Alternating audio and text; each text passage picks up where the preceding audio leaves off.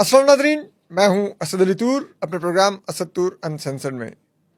آج جو میں یہ اسپیشل ایپیسوڈ کرنے جا رہا ہوں، ہمارے ساتھ بہت ہی اسپیشل گیسٹ ہیں اور کسی بھی تعارف کی محتاج نہیں ہیں. بلوچستان میں اس وقت سب سے توانا آواز ہیں اور میں بڑا اسٹرانگلی یہ بلیو کرتا ہوں کہ انہوں نے بلوچ سرداروں اور بلوچ پولیٹیشین سب کو ارریلیونٹ کر دیا ہے اس ٹائم بلوچستان میں. اور یہ پاکستان میں سب جانتے ہیں ان کو. D D S P R بہت ریگولر ان کا ذکر کرتے ہیں، باقی جو اشرافیہ ہے، پولیٹیشنز ہیں، سب لوگ ان کا ذکر کرتے رہتے ہیں. لیکن یہ بلوچستان کی پرامن جدوجہد کی نہ صرف فیس ہیں بلکہ بلوچستان کی جو محروم طبقے ہیں، مسنگ پرسنز ہیں، ان کا بھی فیس ہے. میرے ساتھ ماہرنگ بلوچ موجود ہیں.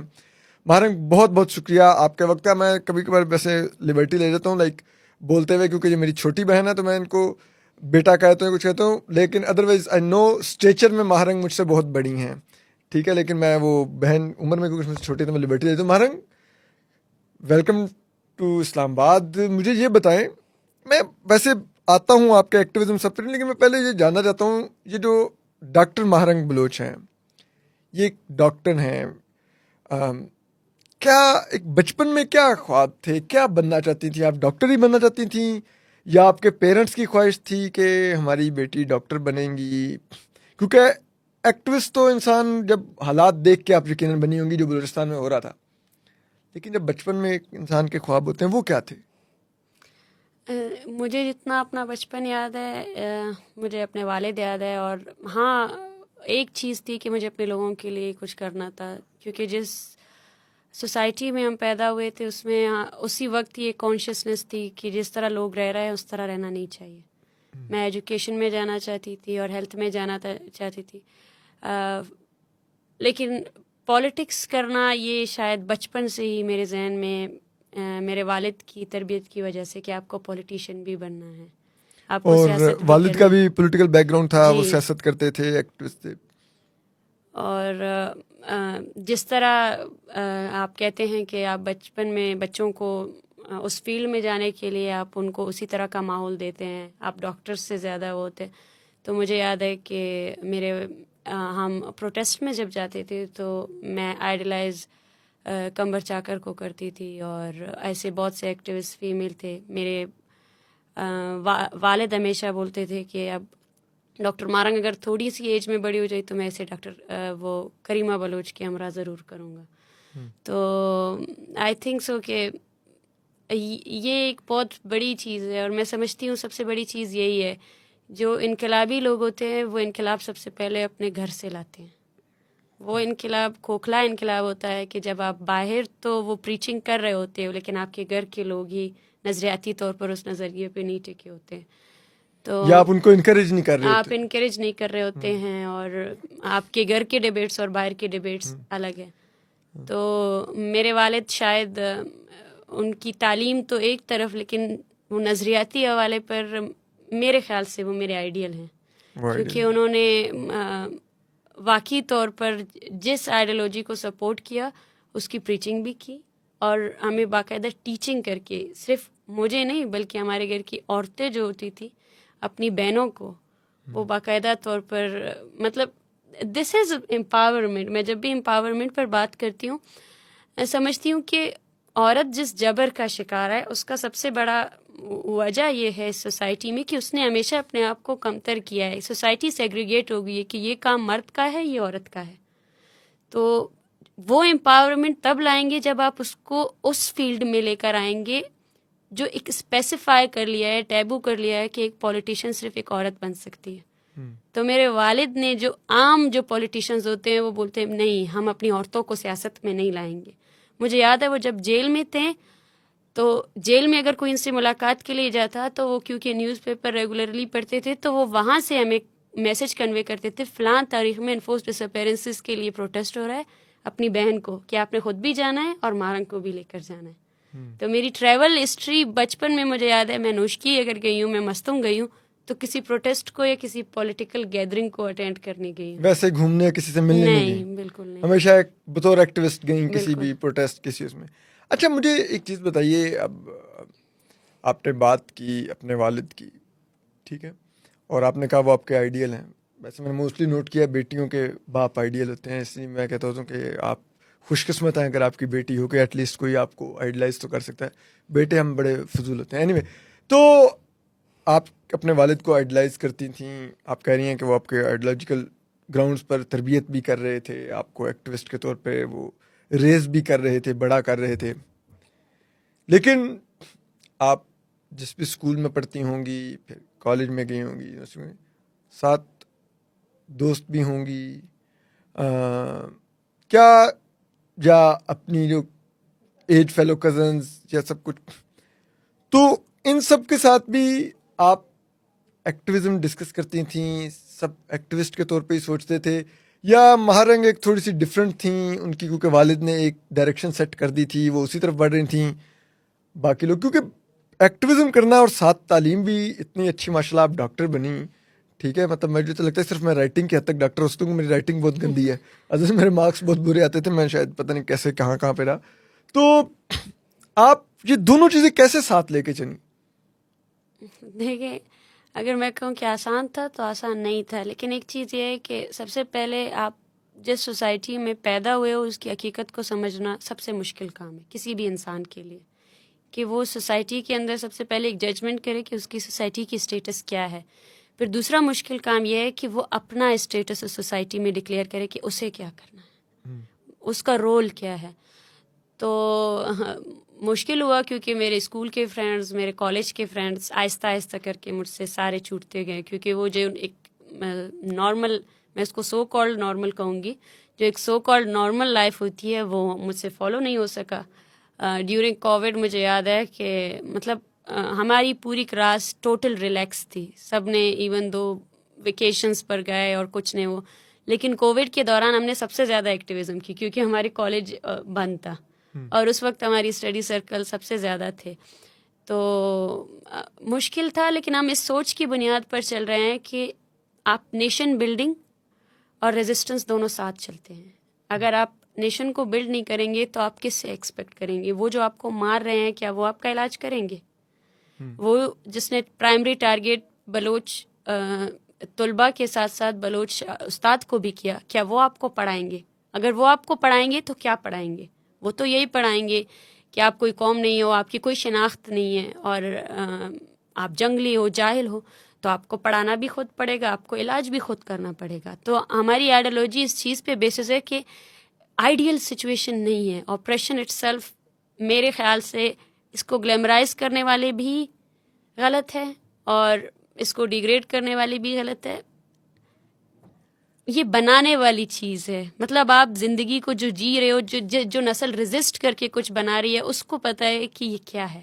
اس کی ڈیفینیشن صرف وہی, جو کریج ورڈ ہے وہ بھی مجھے کبھی کبھار جو ہے نا کوفت دے دیتا ہے کہ اس کریج کے پیچھے کتنی بڑی ایک پین ہے, اور اس پین کو سمجھنے کے بعد ہم یہ سمجھتے ہیں کہ it's our duty, it's our responsibility. ہم چوز نہیں کر سکتے, ہم یہ نہیں کر سکتے کہ اوکے دس, آپ جس طرح کا ایک سو کالڈ, خاص کر کیونکہ پولیٹیشنز اتنے کرپٹ ہو گئے ہیں تو سیاست ہمیشہ ایک نیگیٹو اس کے بنیاد پر لیا جاتا ہے. ہم کالج میں بھی تھے تو یہی تھا کہ جب بھی ہم اپنے فرینڈس کے ساتھ پالیٹکس ڈسکس کرتے تھے تو یہ بولتے تھے نہیں, میرے والدین کا کہ پالیٹکس نہیں کرنی ہے, جو پالیٹکس کرتے ہیں وہ اچھے گریڈز نہیں لاتے ہیں. تو ہم نے یہ کہا کہ ہم اس چیز کو بدلیں گے. اب ہم اس سوچ کو لائیں گے کہ آپ نے دونوں چیزیں ایک ساتھ کرنی ہیں. اگر آپ نیشن بلڈنگ نہیں کرو گے اور ریزسٹنس پر فوکس کرو گے تو, کیونکہ سوسائٹی کا پریزرو رہنا بھی تو ضروری ہے, آپ اس سوسائٹی کے لیے ہی کام کر رہے ہو. اگر وہ کولیپس ہے, اس پر آپ کا کوئی رول نہیں ہے پریکٹیکل, تو کون آپ کے پیچھے آئے گا؟ اچھا مہرنگ, ایک آپ سے سوال تھوڑا, I don't want to make you emotional, لیکن آپ نے کہا آپ کے والد آپ کے آئیڈیل ہیں, آپ کے والد بھی مسنگ پرسن ہوئے تھے اور پھر وہ گھر زندہ نہیں آئے. کیا وہ حالات تھے جب ان کو لے جایا گیا, اور کیا ایٹ اینی اسٹیج آپ کو لگتا تھا کہ اگر آپ کے والد گئے ہیں تو اب وہ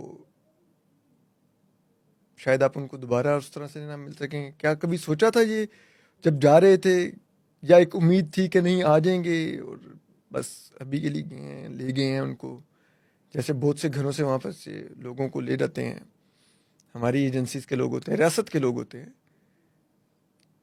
کیا مجھے اب بھی یاد ہے وہ دن جس دن میرے والد جبری طور پر گمشدہ ہوئے تھے. میں دروازے پر کھڑی تھی اور انہوں نے وائٹ کلر کا ڈریس پہنا ہوا تھا, میرا بھائی ان کے ساتھ تھا, اور وہ اتنا ٹراماٹائزنگ سین تھا کہ ہم مطلب اب بھی کبھی کبھی فیل ہوتا ہے کہ شاید میں ان کو روک لی تھی تو وہ حادثہ ہوتا ہی نہیں. لیکن مجھے نہیں, اب بھی سمجھنے میں وقت لگا کہ وہ حادثہ تھا ہی نہیں, وہ ایک ریالٹی تھی جو ہر بلوچ کے گھر میں ہے. اس سے وہ جو ٹراما ہوتا ہے اس کو ایکسپلین کرنا اٹس ناٹ ایزی. مطلب ابھی ریسنٹلی میں کراچی میں تھی, all of my siblings they were texting me, مطلب بار بار مجھے کہہ رہے تھے کراچی میں نہیں رہنا ہے, کیونکہ جو چیز کراچی میں ہوئی وہ آج بھی سمجھتے ہیں کہ یہ شہر ہمارے لیے اچھا نہیں ہے.